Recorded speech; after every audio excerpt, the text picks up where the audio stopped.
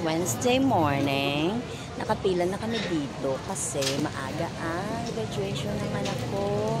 So tayo ay magbablog for today's video ng graduation ng aking uniko iho. Ayan na lahat ng parents na nakapila na kami dito. Alasing. Good morning, Philippines. Hello world, mabuhay. It's Wednesday morning and we are vlogging on my sa graduation ng anak ko. Kami ay nakapila na dito sa school. Ang aga namin pumunta ng school kasi maaga nga daw ang simula dahil super init dito sa Pilipinas. Andito na lahat ng mga magulang na mag-attend ng graduation ng kanilang mga anak. So andito din yung mga estudyante, mga graduate. Yan. Konti pa lang po ito kasi maaga pa. Yung iba wala pa. So tayo ay magva-vlog para tomorrow may pang-premiere tayo ng graduation ceremony ng ating anak. Itong aking anak. Napaka-pogi, diba? Super pogi. Bonggis mundo, mata ko ba malaki? Ayun, I shall update you all later, maya-maya ulit. At tutuloy ang ating vlog.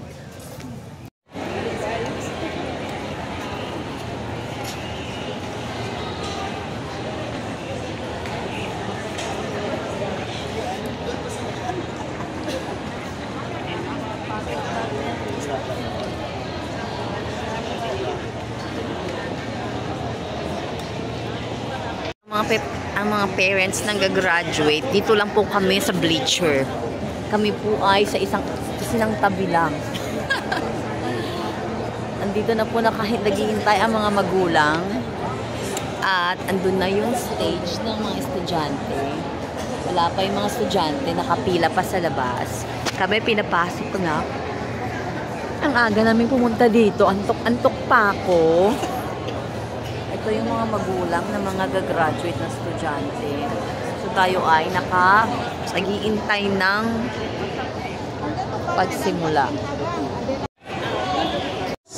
And faculty members, we warmly welcome you to the 79th commencement exercises of Western Mindanao State University for global citizenship, crafting legacies of excellence. Ladies and gentlemen, the university with him is the main speaker.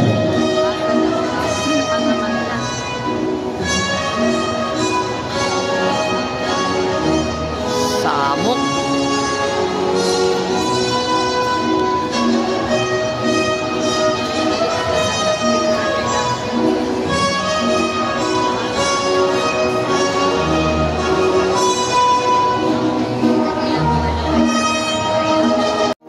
Oy, kayo nakaba.